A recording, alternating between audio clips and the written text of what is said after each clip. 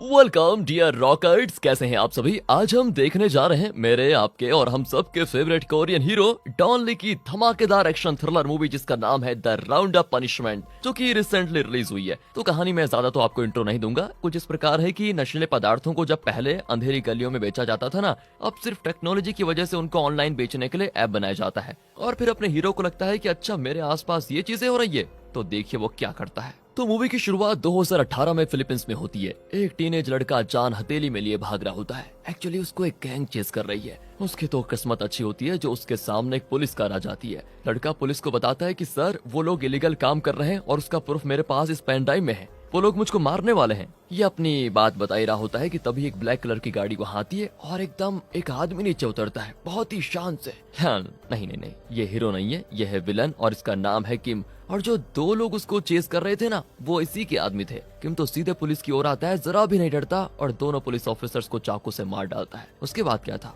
वो तो उस लड़के को भी नहीं छोड़ता, उसको भी चाकू से मार करके जान ले लेता है। एंड फिर वो अपने आदमियों को घूरता है, जिसका मतलब है कि अब एक गधों एक छोटे लड़के को तुम पकड़ नहीं पाए क्या, हर जगह लगता है मुझे आना पड़ेगा। ये सोचकर वो निकल जाता है। उसका एक राइट हैंड मैन होता है जिसे वो अपने साथ लेकर जाता है। कट करके कहानी शिफ्ट होती है साउथ कोरिया में।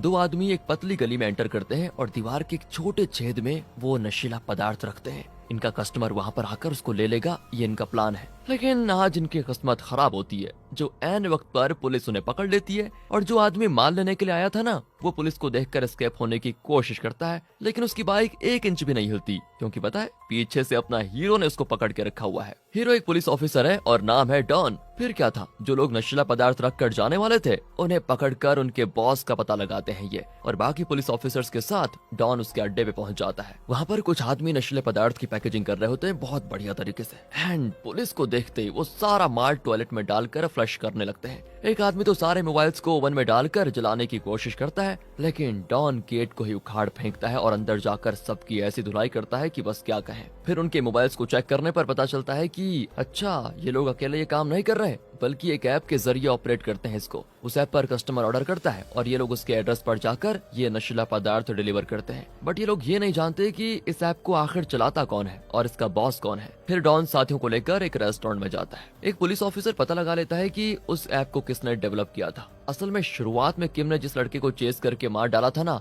उसी ने नशीला पदार्थ की डिलीवरी के लिए ऐप बनाया था दोस्तों। उस लड़के का नाम जोई था और 2 दिन पहले ही वो फिलीपींस में मारा गया। अब उसकी बॉडी को कोरिया लाया जाएगा। ऑटोप्सी के बाद पता चलेगा कि वो कैसे मारा। ठीक है, अगले दिन ना डॉन और उसकी टीम हॉस्पिटल जाते हैं। वहाँ पर ऑटोप्सी होती है तो डॉक्टर बताती है कि चाकू से वार करके इसको मारा गया है। जो की मार होती है कि मेरा बेटा फिलीपींस में कोई अच्छा काम करने गया था, पता नहीं उसे किसने मार डाला। तुम पुलिस ऑफिसर्स हो ना, तो क्या तुम उसके कातिल का पता नहीं लगा सकते। अब यहाँ पर डॉन को ना थोड़ा बुरा भी लगता है। कहता है मैं आपके बेटे के कातिल को जल्दी अरेस्ट कर लूंगा। दूसरी ओर ली नाम के एक आदमी को दिखाते हैं जो एक कंपनी का सीईओ है। वो एक नया बिजनेस शुरू करने वाला है जिसके लिए वो 2 आदमियों से मिलता है। कट करके फिलीपींस में एक जगह को दिखाते हैं जहाँ कुछ लड़के आराम कर रहे होते हैं। ये लोग IT जीनियस है, लेकिन इनकी हालत से पता चलता है कि इस जगह पर इन्हें डरा धमका कर कोई काम करवाया जा रहा है। असल में शुरुआत में आपने देखा था जिसका नाम जोई था, मतलब जिसे किम ने मार डाला था, वो भी इनकी तरह यहाँ पर काम करने आया था। यहाँ एक ऑनलाइन कैसीनो भी चलाया जा रहा है। यहीं पर किम और उसका राइट हैंड मैन भी होते हैं। इस कैसीनो का स्पॉन्सर है वही सीईओ ली, जो कैसीनो में पैसे डालता है और बाकी के काम किम देख लेता है। अब इसमें होता यह है कि जो पैसे आते हैं उसमें कुछ परसेंटेज किम का होता है और बाकी ली का हो जाता है। इस तरह की डीलिंग चल रही है मतलब। पर प्रॉब्लम ये होती है कि कुछ दिनों से जो ली है ना, वो किम को उसका शेयर ठीक से नहीं दे रहा। इतना ही नहीं, यहाँ पर सिर्फ इनका ऑनलाइन कैसीनो चलता है। अगर किसी और ने फिलीपींस में कहीं पर भी दूसरा कैसीनो शुरू किया तो इनकी IT जीनियस तुरंत उसकी लोकेशन पता लगाकर किम को बता देते हैं। एंड फिर वो अपने आदमियों को लेकर वहाँ जाता है और उनके सर्वर्स को हैक करके उनके कस्टमर्स को अपनी साइट पर रजिस्टर करवाता है। इस तरह उनके कस्टमर से भी ये लोग पैसा कमा लेते हैं। तो आज भी राइट हैंड के जरिए ये पता चलता है कि एक और कैसीनो शहर में शुरू किया गया है। किम को क्या था, वो अपनी सेना को लेकर पहुंच जाता है वहाँ पर। यहाँ कोरिया में डॉन को अपने असिस्टेंट से ये पता चलता है कि जोई की माँ ने बताया था उसका बेटा फिलीपींस में आर्मी ट्रेडर्स नाम की किसी कंपनी में काम करता था, लेकिन ऐसी कोई कंपनी तो वहाँ पर है ही नहीं। डॉन फिर जोई की माँ को कॉल करता है, लेकिन डॉन को लगता है शॉक। बेटे की मौत से वो इतनी दुखी थी कि बेचारी वो भी चल बसी। डॉन उसके घर पर जाता है। वो भी किसी तरह उस माँ को दिया हुआ वादा निभाना चाहता है। यहाँ किम को दिखाते हैं तो वो तो उस कसिनो में घुसकर वहाँ के ओनर और वर्कर सभी को खत्म कर देता है। फिर उनके साइट पे जो कस्टमर्स थे ना, उनको भी अपनी साइट पर लेकर आ जाता है। अब वो ली को कॉल करता है कि असली काम तो यहाँ मैं कर रहा हूँ, आज मैंने 3 लाख नए कस्टमर्स अपनी साइट पर ऐड किए हैं, लेकिन तुम हो कि मुझे मेरा शेयर देना नहीं चाहते। अभी तक मैं डिसेंटली बात कर रहा था, लेकिन अगर तुमने मेरा शेयर मुझे नहीं दिया तो बहुत इनडिसेंट हो जाऊंगा, बता रहा हूँ। इस तरह धमकाकर वो कॉल काट देता है, लेकिन ली उसे सीरियसली नहीं लेता। यहाँ आ जाओ पुलिस वालों पर वो साइबर क्राइम डिपार्टमेंट की मदद से ये पता लगा लेते हैं कि जो इन्हें क्लाउड सिस्टम पर कुछ इमेजेस सेव करके रखे हैं वो किसी ऑनलाइन गैम्बलिंग साइट की इमेजेस लगते हैं, लेकिन ये नहीं पता चलता कि वो किस वेबसाइट की इमेजेस हैं। कई घंटों इस पर काम करके वो पता लगा लेते हैं कि ये किस साइट की इमेजेस हैं, और उस वेबसाइट पर लॉगिन करने के लिए एक मोटी रकम मांगी जाती है। यही नहीं, उस साइट पर पहले से जो रजिस्टर्ड मेंबर्स हैं उनमें से किसी के रिकमेंडेशन के बिना कोई उसमें मेंबर नहीं बन सकता। ये लोग आईपी एड्रेस के जरिए लोकेशन का पता लगाने की बहुत कोशिश करते हैं, लेकिन सफल नहीं हो पाते, क्योंकि कसिनो में आईटी जीनियस काम करते हैं ना, और उन्होंने अपनी साइट को बहुत सिक्योर बनाया हुआ है। अब उस साइट में लॉगिन करने के लिए पुलिस को किसी ऑनलाइन कसिनो चलाने वाले की मदद चाहिए, तो डॉन की टीम एक ऐसे आदमी का पता लगा लेती है जिसका नाम है पार्क। डॉन पहले से उसको जानता था, क्योंकि वो कई बार डॉन से मार खा चुका था, लेकिन उसके ठाट बाट तो ऐसे होते हैं जैसे कि वो कोई करोड़पति आदमी होगा। पर डॉन के आगे वो भीगी बिल्ली की तरह यस सर ये करने लग जाता है। डॉन तो उसे पुलिस स्टेशन लेकर जाता है और पूछता है कि मैंने सुना है तुम ऑनलाइन कसिनो चलाते हो, उसके बारे में कुछ बताओ। अब वो तो अकड़ने लगता है, अच्छा इतने बड़े पुलिस ऑफिसर्स होकर आप ये भी बताने लगा पाए। डॉन को गुस्सा आ जाता है, लेकिन इसका मुंह खुलवाने के लिए वो चुप रहता है, मारेगा तो ये बताएगा है नहीं। तब पार्क बताता है कि कुछ महीने पहले मैं फिलीपींस गया था, वहाँ पर कसिनो साइट बनाने वाली एक कंपनी को मैंने पैसे भी दिए और कसिनो के लिए जगह भी रेडी कर ली, लेकिन अचानक किसकी नजर लग गई। एक दिन एक गैंग आया और उन लोगों ने मेरी साइट ही क्रैश करवा दी। कसिनो में तोड़फोड़ मचाकर मेरे आदमियों को मारने लगे। अच्छा हुआ मैं वहाँ से बाहर भाग गया, वरना उस दिन मेरी भी जान चली जाती। पता नहीं वो कौन थे और मुझसे उनकी क्या दुश्मनी थी, मुझे नहीं पता। उसके बाद तो मैंने सोच लिया कि कसिनो गया भाड़ में, मैं कोई और बिजनेस कर लूंगा। अच्छा, डॉन कहते एक बात बताओ, मैंने तुम्हें यहाँ पर अपना दुखड़ा रोने के लिए नहीं बुलाया। ये बताओ कि साइट के बारे में क्या जानते हो, ये कहाँ से चलाया जा रहा है, सब कुछ बताओ। इसका ओनर कौन है? अरे ये सर, ये बहुत ही खतरनाक लोग हैं, पूरे फिलीपींस का कसिनो इंडस्ट्री इनके हाथों में है सर, लेकिन इस कसिनो को कौन चलाता है और उनका लोकेशन कहाँ है ये सब तो मैं भी नहीं जानता। लेकिन हाँ, कोरिया में एक कसिनो है और उस कसिनो से आपको फिलीपींस के इस कसिनो का लिंक जरूर मिल जाएगा। ओह, मुझे अकेले जाना होता तो मैं तुझे क्यों बुलाता? चुपचाप चल मेरे साथ और कसिनो में जाकर अपना परफॉर्मेंस देना, मैं बाहर से तुम्हारी मदद करूंगा, हम मिलकर उस लिंक का पता लगाएंगे, समझे? ये कहकर दोस्तों डॉन पार्क को एक लड़की के साथ उस कसिनो के अंदर भेजता है और डॉन बाहर से ब्लूटूथ के जरिए उससे कम्युनिकेट करता है। अब अंदर जाकर ना पार्क जानबूझकर जोर से बात करता है कि मेरे जैसे रईस खिलाड़ियों के लिए ये कसिनो बहुत छोटा है, मेरे लेवल का कोई बड़ा कसिनो हो तो मजा आ जाए। तभी एक आदमी उसके पास आता है और कहता है अच्छा, मुझे एक ऐसा कसिनो के बारे में पता है, चलोगे क्या? कहकर वो पार्क को थोड़ा अलग में लेकर जाता है और उसे वही वेबसाइट दिखाता है जिसके बारे में जानने के लिए डॉन और पार्क यहाँ पर आए हुए हैं। वो बताता है कि इस वेबसाइट को ज्वाइन कीजिए सर, फिर देखिए आप कैसे करोड़पति बनते हैं, लेकिन हाँ, मेंबर बनने के लिए भारी अमाउंट चुकाना पड़ेगा, लगभग 10 लाख रुपए। अब ये सुनकर पार्क ना बेवकूफी कर देता है और उसके सामने ही ब्लूटूथ पर डॉन को कह देता है कि सर ये तो 10 लाख मांग रहे हैं, आप दे पाएंगे क्या उतना? बस ये सुनकर वो आदमी तुरंत वहां से बाहर भागता है। डॉन तो अपना माथा पीटता है कि कहाँ इस गधे पार्क पर भरोसा करके मैंने ये काम कर दिया। ये कहते हुए वो उस आदमी को मारता है। फिर वैन के अंदर उसका ट्रीटमेंट होता है। शुरू में तो वो हर सवाल का एक ही जवाब देता है कि मैं कुछ नहीं जानता, मैं कुछ नहीं जानता, लेकिन इस बीच पार्क बाहर खड़ा होकर उसको डरा रहा होता है। एंड मौके का फायदा उठाकर डॉन भी कहता है कि जो बाहर खड़ा है ना, वो कोई मामूली आदमी नहीं है, समझे? आज तक वो कई लोगों के कान चबा चुका है, और अगर तुमने जवाब नहीं दिया तो मैं क्या कर सकता हूँ, तुम्हारे कान भी वो चबा कर खा जाएगा। लेकिन हाँ, तुम तो बहुत लंबे हो दिखने में, तो तुम्हारे कान तक तो वो पहुँच नहीं पाएगा। हाँ, डायरेक्ट तुम्हारी गर्दन चबा लेगा, ये बढ़िया है। तो अब जान प्यारी है तो चुपचाप बता दो उस कसिनो को कौन चलाता है। तब जाकर दोस्तों वो घबराकर एक नाम बताता है और कहता है वेबसाइट पर नए कस्टमर्स रजिस्टर करवाने के लिए वो आदमी मुझे पैसे देता है, बाकी मेरा और उस वेबसाइट का कोई कनेक्शन ही नहीं है। अब डॉन और उसकी टीम उस आदमी को पकड़ने जाते हैं जिसके बारे में इसने अभी बताया। लगता है आज वो फॉरेन से आ रहा है, तो ये लोग एयरपोर्ट में वेट कर रहे होते हैं। इसी बीच ली और किम के बीच यहाँ जो बिजनेस शेयर को लेकर मसला चल रहा था वो अभी तक सुलझा नहीं है दोस्तों। लगता है ली ने किम को पैसे ही नहीं भेजे, इसलिए किम पैसे लेने सीधे कोरिया जाता है। उसके साथ उसका राइट हैंड मैन भी होता है। वो तो डॉन को क्रॉस करके जाते हैं, लेकिन डॉन तो जानता ही नहीं कि वो जिस वेबसाइट के मास्टरमाइंड को ढूंढ रहा है वो यही है, इसलिए वो सिर्फ दूसरी तरफ से उसी आदमी को फॉलो करता है जिसके बारे में कल कसिनो वाले ने बताया था। वो आदमी एक क्लोथ स्टोर चलाता है। डॉन उसको पकड़ लेता है तो दूसरी ओर किम ली से मिलता है और बहुत शांति से पूछता है, मैं देखो शोर शराबा नहीं करना चाहता, सिर्फ इतना बता दो कि तुम मुझे मेरे पैसे कब दोगे। लेकिन ली कहता है कि मैंने तुम्हारे लिए कुछ बड़ा प्लान करके रखा हुआ है और तुम हो कि अपना छोटा सा शेयर लेने के लिए फिलीपींस से कोरिया तक आ गए। देखो मैं एक बिजनेस शुरू करने वाला हूँ और अगर वो सक्सेसफुल हो गया ना तो मैं ये पूरा कसिनो बिजनेस तुम्हें दे दूंगा, सारा पैसा तुम्हारा हो जाएगा। लेकिन इसी बीच ली का मैनेजर उस नए बिजनेस के बारे में कुछ बताने लगता है जिससे किम को थोड़ा गुस्सा आ जाता है और लगता है वो जल्द ही इस मैनेजर को कब्रिस्तान भेज कर ही रहेगा। यहाँ डॉन को दिखाते हैं तो वो उस आदमी को पकड़कर स्टेशन लेकर आ जाता है। दरअसल उसका जो क्लोथ स्टोर है ना वो सिर्फ नाम के वास्ते चल रहा है, इनका असली बिजनेस तो कुछ और ही है। असल में वो फिलीपींस में नशीला पदार्थ बेचता है और क्योंकि उसमें कमाए हुए पैसे ब्लैक मनी होते हैं तो उन्हें व्हाइट मनी बनाने के लिए इसने क्लोथ स्टोर खोला है। सबको लगता है कि ये कपड़े एक्सपोर्ट करता है, लेकिन एक्सपोर्ट करने के बहाने ये ब्लैक मनी का पेमेंट लेकर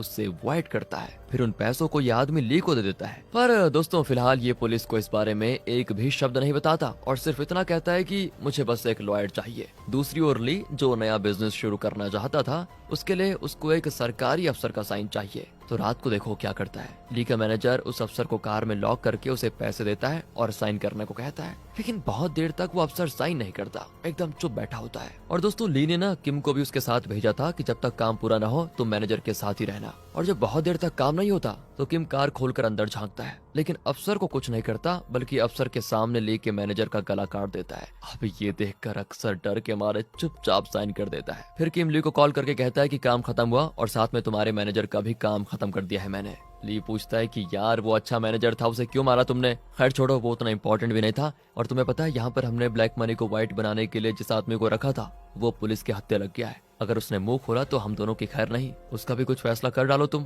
कहकर वो कॉल काट देता है। तो अब किम को किसी भी तरह पुलिस स्टेशन में घुसकर उस आदमी को मार डालना है और ये इतना आसान काम तो नहीं होने वाला, लेकिन वो एक प्लान बनाता है। वो कई सारे फूड ऑर्डरिंग एप्स के जरिए पुलिस स्टेशन के लिए फूड ऑर्डर करता है। लगभग 20 आदमी अलग अलग ऐप से फूड डिलीवर करने आते हैं। यहाँ स्टेशन में किसी के समझ में नहीं आता कि ये फूड ऑर्डर कर कौन रहा है, उनका ध्यान डिलीवरी वालों पे होता है और तब मौका पाकर किम पुलिस स्टेशन में घुसकर उस क्लोथ स्टोर वाले आदमी को खत्म कर देता है और चुपचाप बाहर निकल आता है। दूसरी ओर ली को दिखाते हैं जो किम को उसका शेयर देना ही नहीं चाहता, बस वो किसी भी तरह अपने मैनेजर के कत्ल का इल्जाम किम पर लगाना चाहता है। एंड वो अपने आदमी से कहकर मैनेजर की लाश को एक कंटेनर में डाल देता है जिसमें उस क्लोथ स्टोर वाले के कपड़े एक्सपोर्ट होते हैं उसी में। अब ये बात पूरे देश में आग की तरह फैल जाती है। यहाँ किम ने पुलिस स्टेशन में जिस आदमी का कत्ल किया था उसकी ऑटोप्सी होती है तो पता चलता है कि इस आदमी के शरीर पर जो घाव है वो हूबहू जोई के घाव से मिलते हैं जो शुरुआत में मारा गया था। दोस्तों वही जोई, मतलब कत्ल एक ही तरीके से एक ही वेपन से हुआ है और दोनों का कत्ल एक ही आदमी ने किया है, ये अभी क्लियर है। यहाँ कंटेनर में ली के मैनेजर की लाश मिलती है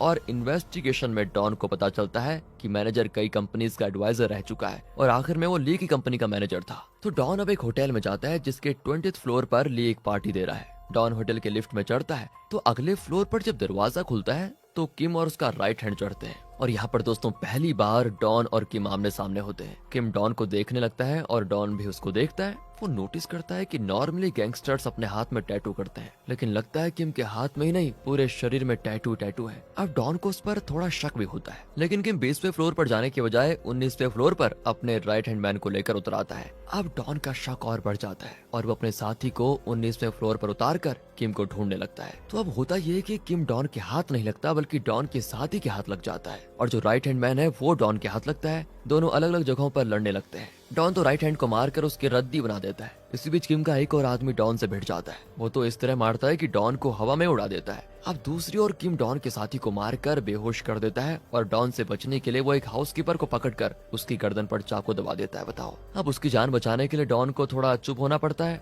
और इसी मौके का फायदा उठाकर किम और उसके आदमी भाग जाते हैं। फिर डॉन होटल के सीसीटीवी का फुटेज देखता है जिसमें किम और उसके राइट हैंड के इमेजेस को लेकर वो डिपार्टमेंट रिकॉर्ड्स में चेक करता है तो पता चलता है कि किम और राइट हैंड दोनों कभी स्पेशल फोर्स में काम करते थे। वहाँ पर इन लोगों ने मिलिट्री वालों को ही नहीं बल्कि आम लोगों को भी बेवजह बेझिझक मार दिया था, जिसकी वजह से दोनों को फोर्स से निकाल दिया गया। फिर इन दोनों ने ऑनलाइन कैसीनो वेबसाइट शुरू की। तो दोस्तों इस तरह डॉन को कई बातें साफ पता चलती हैं। वो समझ जाता है कि इस गैम्बलिंग साइट का मास्टरमाइंड किम ही है। यही नहीं, ली का भी इसमें कनेक्शन है क्योंकि उस दिन ली की पार्टी में शामिल होने के लिए किम आया था। इतना ही नहीं, किम के कोरिया आने के कुछ दिन के बाद ली के मैनेजर का कत्ल हुआ। मतलब किम कसिनो चलाता था और ली उसमें पैसे इन्वेस्ट करता था। लेकिन पैसे के मामले में इन दोनों के बीच कुछ प्रॉब्लम्स हुई। ये सब चीजें तो पता चल चुकी है, लेकिन ली के खिलाफ डॉन को कोई सबूत नहीं मिलता। और जैसा कि ये काफी नहीं था, तो डॉन और उसके चीफ को डिपार्टमेंट हेड बुला भेजता है और बहुत डांटता है कि इस केस में तुमने ढंग का काम नहीं किया, क्या कुछ कब पकड़ोगे तुम उसको। पुलिस स्टेशन में एक आदमी का कत्ल हुआ है, फिर कंटेनर में एक आदमी की लाश मिली है। मेरे सीनियर्स मेरे पे सारी मिर्ची पीस रहे हैं कि तुम्हारी टीम क्या कर रही है बताओ। देखो मेरे पास एक बहुत अच्छा आइडिया है, तुम लोग एक काम करो, इस केस को छोड़ दो, मैं किसी दूसरे काबिल आदमी को ये चीज सौंप दूंगा।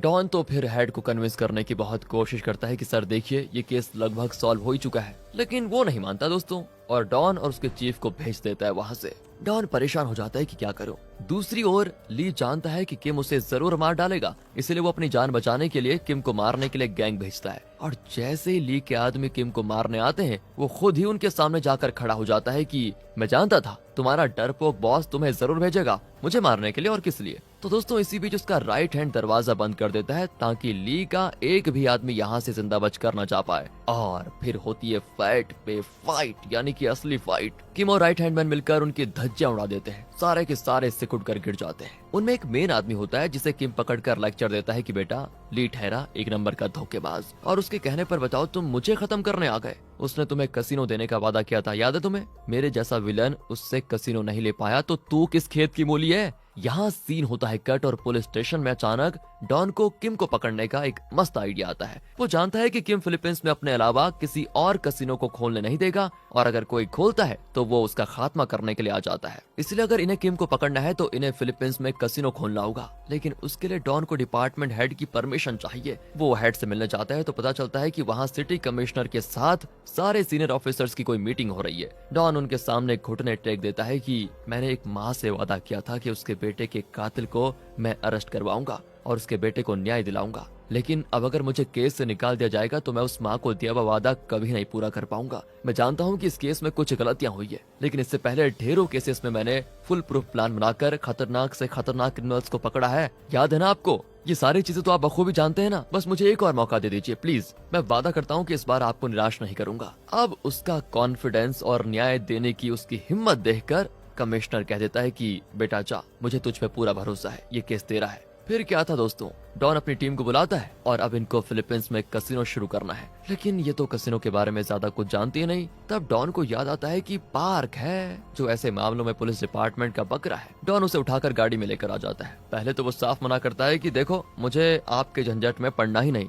लेकिन डॉन कहता है कि देखो यार, तुमने मुझे बताया था कि तुम पुलिस ऑफिसर बनना चाहते थे, अगर तुम इस केस में मेरी मदद करोगे तो डेफिनेटली मैं तुम्हें पुलिस ऑफिसर बना दूंगा। अगर तुम्हें यकीन नहीं होता तो ये लो पुलिस बैज, इसे तुम रख लो। देखो ड्यूटी ज्वाइन करने से पहले मैं तुम्हें बैज दे रहा हूँ। पार्क तो बौखला जाता है, आप सच कह रहे हैं क्या सर? सच में ये बैज मेरा होगा क्या? डॉन कहता है कि हाँ बिल्कुल, असल में दोस्तों ये पुलिस का बैज है ही नहीं, कोई और बैज है। लेकिन पार्क को क्या पता, वो एकदम इमोशनली चार्ज हो जाता है कि सर अब देखिए मैं अपनी ड्यूटी कैसे निभाता हूँ, आप बस हुक्म दीजिए सर, मैं पूरी जान छोड़ दूंगा इस पर। डॉन भी कहता है कि बेटा तेरी जान की कोई कीमत नहीं है, तू बस वही कर जो मैं कहता हूँ। तुमने फिलीपींस में जो कसिनो बिजनेस किया था वही अब भी करना है, लेकिन इस बार मेरे पुलिस ऑफिसर्स तुम्हारे साथ होंगे, तुम्हें इन्हीं ऑफिसर्स को लेकर लीड करना है। तुम बस इनको लेकर फिलीपींस जाओ और वहाँ एक कसिनो शुरू करो, बाकी हम यहाँ से संभाल लेंगे। पार्क सबको लेकर फिलीपींस चला जाता है और वहाँ पर एक कसिनो भी मस्त तरीके से सेट कर देता है, लेकिन ये एक ऑनलाइन कसिनो है तो इसमें सर्वर मेंटेनेंस वगैरह भी होता है, तो उसके लिए कुछ टीम्स बनती हैं और सर्वर्स का सारा काम यहाँ कोरिया से होता है जिसे डॉन लीड करता है।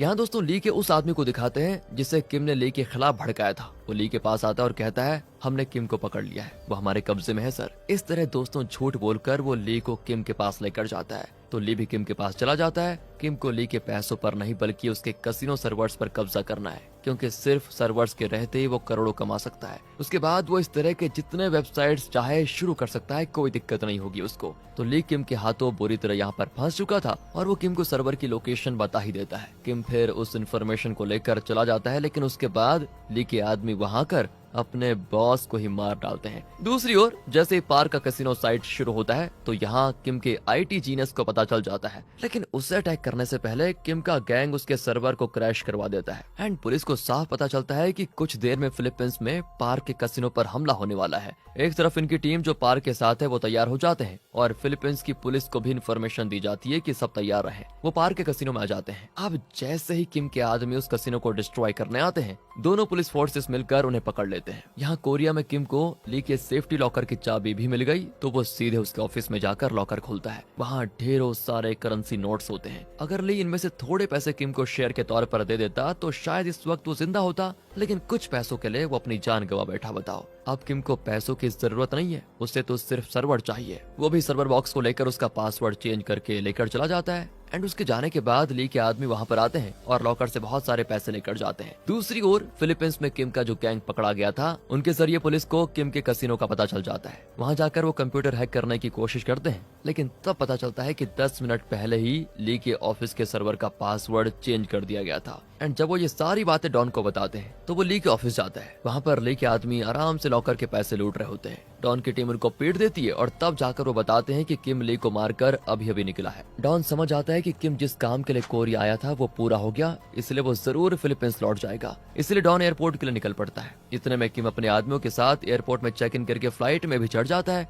और आराम से बिजनेस क्लास में बैठा होता है। फ्लाइट टेक ऑफ होने में 10 मिनट्स बचे होते हैं, लेकिन इसी बीच डॉन की टीम एयरपोर्ट के सीसीटीवी पर देख लेती है कि डॉन और राइट हैंड किस फ्लाइट में चढ़े हैं। वो तुरंत उन दोनों के लिए अरेस्ट वारंट इश्यू कर देते हैं, जिस वजह से फ्लाइट को टेक ऑफ करने नहीं दिया जाता। अब डॉन तुरंत वहां जाकर फ्लाइट में चढ़ता है और चुपचाप बाकी पैसेंजर्स को नीचे उतार कर इन दोनों को पकड़ने की पूरी तैयारी कर लेता है। और जब किम को पता चलता है तो डॉन कहता है, मेहनत की रोटी खाने वाले लोग बेचारे टूटी फूटी साइकिल में घूम रहे हैं, लेकिन धोखाधड़ी करके तुम जैसे लोग पैसे लूटने वाले, ऑनलाइन कसिनो वाले बिजनेस क्लास में जाओगे। वाह, बहुत बढ़िया। अब देखो मैं तुम्हारा कैसा कीमा बनाता हूँ। कहकर दोस्तों वो दोनों को इतना पीटता है कि क्या बताएं। वो दोनों भी डॉन को अटैक करने की कोशिश करते हैं, लेकिन डॉन का हाथ जैसे हाथ नहीं लोहा है, वो मतलब रद्दी की तरह पीट पीट कर इनका बुरा हाल कर देता है। आखिर में इतनी ताकत ही नहीं बची होती कि वो डॉन से लड़ पाते, दोनों सिकुड़ कर गिर पड़ते हैं। और हर मूवी की तरह बाकी पुलिस ऑफिसर्स लास्ट में आते हैं। तो ऐसा घमासान ऑपरेशन करने के बाद जब मीडिया वाले डॉन से सवाल करते हैं